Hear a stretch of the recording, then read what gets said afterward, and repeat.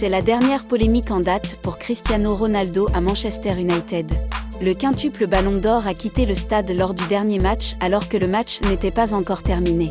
Erik ten Hag a donné son avis sur cet épisode.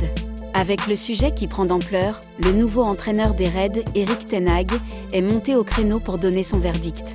Pour l'ancien de l'Ajax, le fait que Cristiano Ronaldo et d'autres joueurs United ont quitté le stade tôt lors du dernier match amical face à Rayo est inadmissible. Je n'accepte certainement pas cela. Je pense que c'est inacceptable. Pour tout le monde. Nous sommes une équipe et vous devez rester jusqu'à la fin, a déclaré ten Hag et relayé par Fabrizio Romano.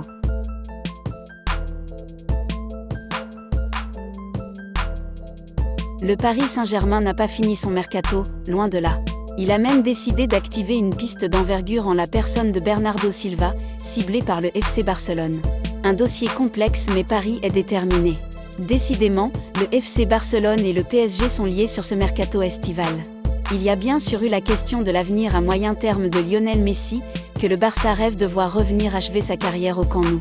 Mais aussi le suspense autour de Robert Lewandowski, que le PSG aurait bien aimé shipper au club catalan qui peinait à s'entendre avec le Bayern Munich. Il va bien y avoir un troisième point de friction entre les deux entités qui adorent se détester. En concurrence avec le Barça sur ce dossier, le PSG a quelques arguments en main. D'abord, aucun accord n'a été trouvé entre le Barça et Manchester City, ce qui lui laisse la possibilité de s'insérer dans le dossier dont le prix devrait avoisiner les 80–85 M d'euros. Le club catalan, qui a déjà beaucoup dépensé sur ce marché, attend de vendre Frenkie de Jong pour passer à l'action. Le PSG, de son côté, peut s'appuyer sur son nouvel homme fort, Luis Campos, l'homme qui vient susurrer à l'oreille des cibles parisiennes. Et Campos connaît bien Bernardo Silva puisqu'il l'avait attiré à l'AS Monaco en 2014.